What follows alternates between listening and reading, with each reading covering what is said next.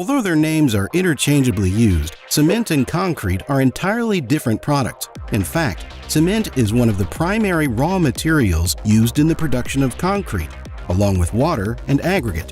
The process of concrete making starts with making cement, the crucial binding material that holds the water and aggregates together in concrete. There are many different kinds of cement, but the most commonly used is ordinary Portland cement. It was named by its inventor as such because its color resembled the stone quarried on the Isle of Portland in Dorset, England. The primary raw materials used in cement production are limestone and clay. They are typically obtained from quarries by blasting or using heavy machinery to extract them from the Earth's crust. The extracted materials are transported to the crushing plant, where they are crushed into smaller pieces. The crushed limestone and clay are then mixed in appropriate proportions to form a raw meal. The raw meal is transferred to a mill, which consists of a large rotating cylinder. Inside the mill, the raw materials are ground into a fine powder. This grinding process enhances the efficacy of the subsequent chemical reactions and ensures the uniformity of the raw meal composition. The powdered raw meal is then heated in a preheated tower, where hot gases from the kiln are used to raise the temperature. As the raw meal moves through the preheater, it undergoes partial calcination, which means that some of the carbonates in the limestone decompose to form calcium oxide, lime. The preheated and pre-calcined raw meal enters a rotary kiln, which is a long cylindrical furnace. The temperature in the kiln reaches around 1450 degrees Celsius or 2642 degrees Fahrenheit. In the kiln, the raw materials undergo a series of complex chemical reactions and sintering, resulting in the formation of small, marble-sized nodules called clinker. The clinker consists of calcium silicates, aluminates, and ferrites. The clinker is discharged from the kiln and passes through a clinker cooler, where air is blown through it to reduce its temperature. Cooling the clinker is important to maintain its quality and prevent the formation of undesirable crystal formations. The cooled clinker is then ground with gypsum and other additives such as fly ash, slag, or pozzolana in cement mills to produce fine powder. Gypsum is added to control the setting time of the cement. Once prepared, the cement is ready for transport to the concrete factory. Because cement is such a crucial part of concrete, cement plant laboratories check each step in the manufacture by frequent chemical and physical tests. The labs also analyze and test the finished product to ensure that it complies with all industry specifications. Now that the cement is ready, it's time to source the aggregate. Aggregate is the most important component of concrete, comprising up to 75% of concrete by volume. When it comes to composition, aggregate is composed of both gravel and sand.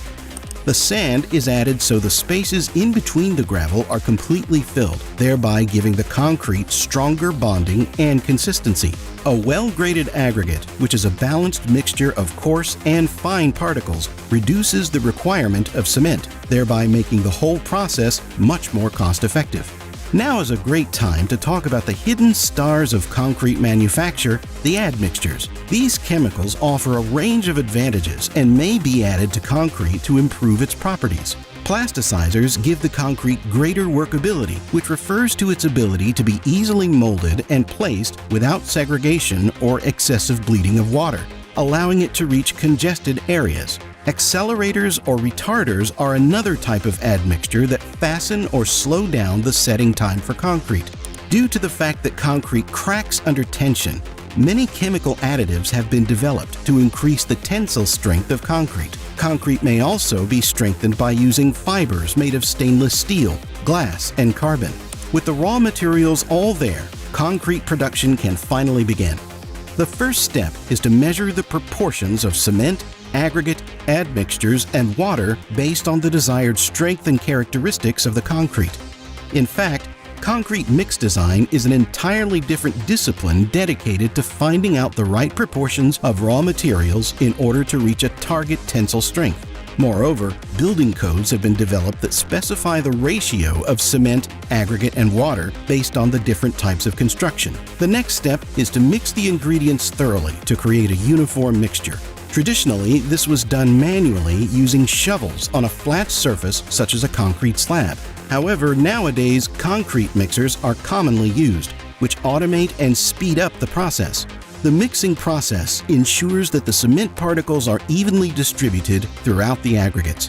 Once the dry ingredients are mixed, the water is added gradually while continuing to mix. When water and cement are mixed together, a paste called cement paste is formed. The hydration process generates heat and continues over an extended period, gradually increasing the strength and durability of the concrete.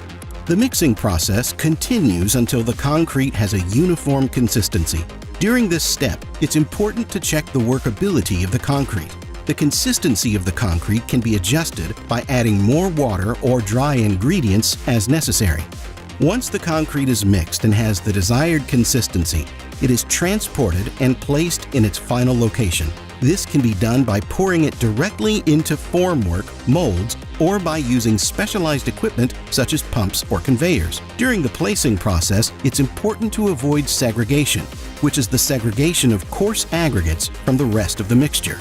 After the concrete is placed, it needs to be properly compacted to eliminate any voids or air pockets. This is typically achieved using vibrators or by mechanical means such as tamping or rolling. Compaction ensures that the concrete is dense and has good strength and durability. Once the concrete is placed and compacted, it needs to be cured. Curing is the process of maintaining adequate moisture and temperature conditions to allow the cement to hydrate and gain strength gradually. This typically involves keeping the concrete damp or covering it with curing membranes, blankets, or plastic sheets. Curing can last for several days or weeks, depending on the type of concrete and the desired strength.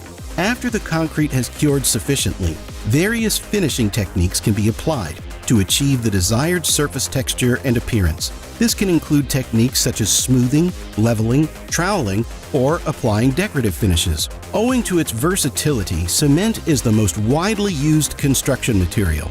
In just the United States, over $4 billion worth of hydraulic cement, a variety that hardens underwater, is produced annually for use in $20 billion worth of concrete construction. Globally, the concrete industry is estimated to be over $600 billion, which, trust me, is a lot of zeros.